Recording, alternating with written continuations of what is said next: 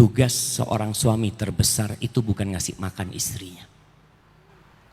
Sebentar lagi engkau akan mengatakan qabiltu nikahaha wa tazwijaha bil mahril madhkur. Aku menerima nikahnya, kawinnya dengan mahar yang disebutkan. Bayangkan hanya dengan ucapan ini Ajeng Karinanza jadi milikmu. Maka Allah menyebutkan hal ini dengan sebutkan wa akhadna minkum mitsaqan ghalidha. Seorang lelaki ketika menikah, istrinya itu telah mengambil sebuah perjanjian yang dahsyat. Hanya ada 3 perjanjian yang Allah sebut dengan mitsaqan ghalidha.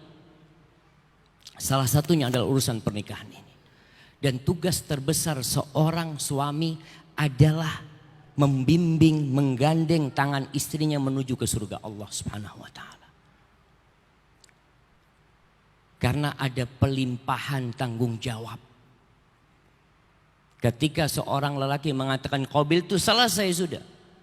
Orang tua Ajeng Karinanza nggak bisa intervensi di rumah tangganya. Bahkan untuk memisahkan suami istri ini nggak bisa. Dengan kekuatan apapun itu jadi milik suaminya. Sehingga tatkala mereka harus bercerai, mereka harus ke KUA, macam-macam. Maka tolong perhatikan bahwa tugas terbesar seorang suami adalah menyelamatkan istrinya dari api neraka, membawa istrinya ke dalam surga. Allah mengatakan, ya ayyuhalladzina amanu qu anfusakum wa ahlikum nara. Wahai orang-orang beriman, jagalah diri kalian dan keluarga kalian dari api neraka. Agis jangan berharap masuk surga sebelum mempertanggungjawabkan istrinya. Jangan mau nyelonong masuk surga. Allah mengatakan waqifuhum innahum mas'ulun. Berhentikan mereka.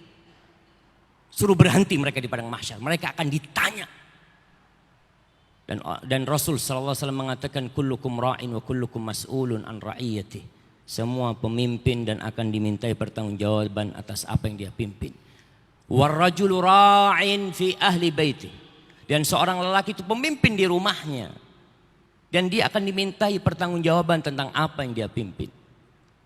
Maka persiapkan ilmu untuk membimbing Ajeng. Bagaimana akan dibawa menuju surga sedangkan Agis nggak tahu rute masuk surga.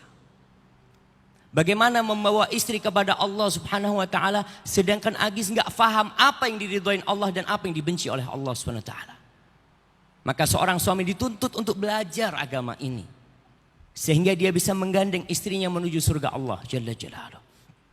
Yang kedua, ingat hari-hari akan menyingkap kekurangan Ajeng Karinanza. Yang engkau nikahin bukan bidadari. Yang engkau nikahin seorang wanita yang tercipta dari tulang rusuk yang bengkok. Kata Nabi SAW. Lalu apa yang harus dilakukan seorang suami? Allah mengatakan wa'ashiruhunna bil ma'ruf. Pergaulilah istri-istri kalian dengan cara yang patut. Dengan cara yang baik. Fa'in karihtumuhunna. Kalau engkau benci sama istrimu. Apa yang harus dilakukan seorang suami ketika benci sama perilaku istrinya? Dia ceraikan istrinya? Dia usir istrinya? Dia pukul istrinya? La. Allah katakan fa'asa an takrahu syai'an wa yaj'alallahu fihi khairan katsira. Kata Allah bisa jadi yang engkau benci. Di balik itu ada banyak kebaikan yang Allah sediakan di sana. Maka lihatlah kepada kelebihan istrimu. Kata Nabi SAW, la yafraq mu'minun mu'minah. Nggak boleh seorang lelaki yang beriman, suami beriman, membenci istrinya yang beriman. In kariha minha khuluqan. Kalau ada perilaku dari istrinya yang dia benci, radhiya minha akhar. Ana yakin dia ridho dengan beberapa perilaku istrinya yang baik. Sehingga Agis pun datang meminang istrinya. Maka lihatlah kepada kelebihannya. Nggak ada orang daftar kerja ditanya kamu nggak bisa apa. Yang ditanya kamu bisa apa. Maka rumah tangganya akan indah tatkala saling melihat kepada kelebihan dan bukan kepada kekurangan. Dan Rasulullah SAW berbincang tentang manusia terbaik. Dan ana harap Agis menjadi orang terbaik di muka bumi ini. Kata Nabi SAW, khairukum khairukum li ahli wa ana khairukum li ahli. Orang yang terbaik di antara kalian adalah yang paling baik sama istrinya. Yang paling baik sama keluarganya. Dan aku adalah orang yang paling baik sama keluargaku. Banyak orang baik di luar rumah. Baik kepada karyawannya, baik kepada sohibnya, baik kepada partnernya. Tapi sama istrinya buruk. Oleh karena itu seringkali anak usulkan. Dulu ada SKKB, surat keterangan kelakuan baik yang dikeluarkan oleh kepolisian. Seharusnya surat itu ada tanda tangan istri. Karena yang tahu sama suami ini istri, bukan orang lain. Kita bisa tersenyum di luar rumah, kita bisa baik di luar rumah, tapi di dalam rumah kita 24 jam kali puluhan tahun muncul sikap asli kita. Maka Nabi SAW memberikan sebuah standar kebaikan itu. Yang paling baik sama istrinya, itu orang yang paling baik di antara kalian. Terkadang seorang suami kalau ditelepon sama sohibnya, Masya Allah, ahlan wa sahlan, apa kabar, gimana? Ketika ganti yang telepon istrinya, iya, apa? Dia jadi berubah. Padahal inilah istrimu yang kau harus berbuat baik sama dia. Maka berusaha untuk menjadi orang yang terbaik. Kalau bicara romantis, romantis itu kata Nabi SAW, rahimallahu rajulan qama minal lail. Allah merahmati seorang lelaki yang bangun di malam hari, kemudian dia ambil uduk, kemudian dia sholat malam.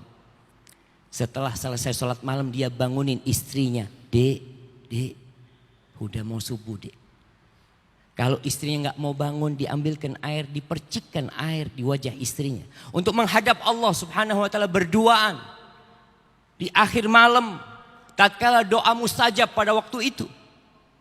Itu romantis. Ketika seorang istri berbisik kepada suaminya mengatakan, bang, udah azan bang. Dipanggil Allah bang, apa nggak mau ke masjid bang? Itu romantis. Rumah tangga yang memang diridhoin oleh Allah Subhanahu wa ta'ala. Dan anak ingatkan buat Agis, jangan bulan madu.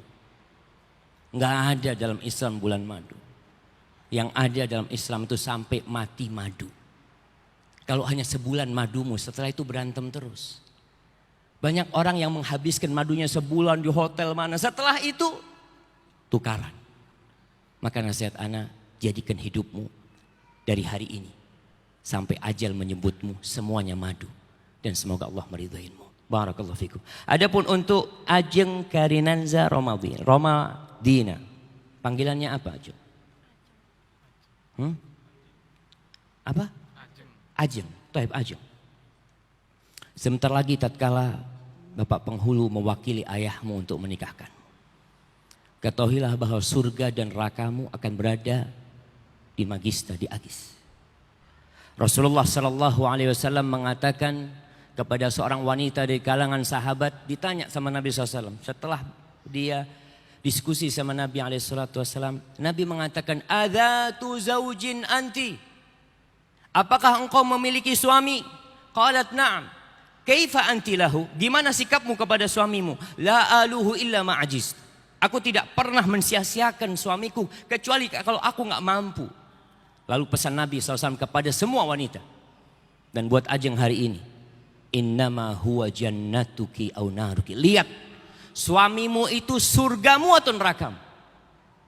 Maka jangan main-main. Banyak wanita yang kadang-kala mengangkat suaranya di atas suaminya. Kadang-kala tidak melayani suaminya, tidak patuh dengan suaminya. Maka hati-hati, suaminya itu surganya atau nerakanya. Dialah pemimpin dalam rumah tangga. Dan jadilah ajang wanita terbaik. Siapa wanita terbaik? Rasulullah SAW pernah ditanya, ya Rasulullah, man khairun nisa? Siapa wanita terbaik itu wahai Rasul SAW? Kata Nabi SAW, idza nadarta ilaiha sarratka, wa idza amartaha ata'atka, wa idza ghibta anha hafidhatka fi malika wa farjiha. Wanita terbaik itu adalah yang apabila engkau memandang kepada dia, dia menyejukkan hatimu. Jangan tampil cantik di luar rumah, buruk di dalam rumah. Kalau Anda lihat banyak perempuan itu kalau mau kondangan, Masya Allah, semua dipakai. Tapi sampai rumah semua digusuk. Seakan-akan suaminya tidak berhak mendapatkan kecantikan dia. Padahal seharusnya engkau cantik di hadapan suamimu. Dan nasihat buat Ajeng.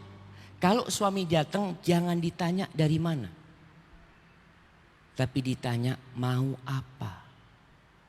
Kebanyakan keributan di rumah tangga itu dimulai suami sudah capek masuk rumah. Belum duduk ditanya, dari mana mas? Allahu Akbar. Akhirnya berantem lagi. Maka berusaha pertanyaan dari mana sudah dihapus dari kamus aja. Yang ada mau apa? Insya Allah engkau akan menjadi wanita yang tenang. Yang kedua, kalau disuruh taat sama suami, disuruh apapun, selama perintah suami tidak bertentangan dengan perintah sang pencipta, dan perintah suami tidak bertentangan dengan fitrahmu sebagai seorang wanita, taat dan patuh. Lagi masak dipanggil suami, matikan kompornya. Lagi naik motor mau keluar dipanggil suami, masukkan motornya kembali. Itu surgamu yang memanggil, bukan orang lain. Kadang-kadang kita taat sama atasan, sama suami nggak taat. Bahkan urusan ranjang, ini buat semuanya. Rasulullah sallallahu alaihi wasallam menyuruh, wa in kanat ala qatab, walaupun perempuan di atas motor, di atas kendaraannya, di atas onta, kok dipanggil sama suaminya, turun. Dan ingat, suamimu ini bayi besar. Kalau bayi kecil nangis dibiarin, nanti diam sendiri. Tapi kalau bayi besar akan menimbulkan permasalahan dalam rumah tangga. Maka taati perintahnya. Kecuali disuruh ganti genteng. Dek, tolong gentengnya bocor itu. Ini gentengnya, kamu naik ke atas. Wajib patuh apa enggak? Ya enggak lah, karena tidak sesuai dengan fitrahnya. Tapi dalam semua hal, sami'na wa ata'na. Kemudian yang ketiga, ketika suami keluar rumah, wanita terbaik itu akan menjaga kehormatan dirinya, akan menjaga harta suaminya. Mulai saat ini, usahakan enggak ada yang masuk rumah kecuali dengan izin suami.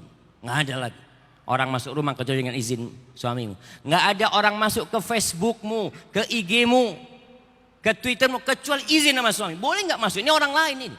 Lelaki masuk ke dalam lingkungan dia. Maka tolong izin sama suami. Jaga dan hormati suamimu. Insya Allah engkau akan menjadi wanita terindah buat suamimu. Dan yang terakhir, Ana memohon agar kita sadar jamaah semuanya, bahwa Allah tidak mensyariatkan pernikahan kecuali untuk kebaikan kita.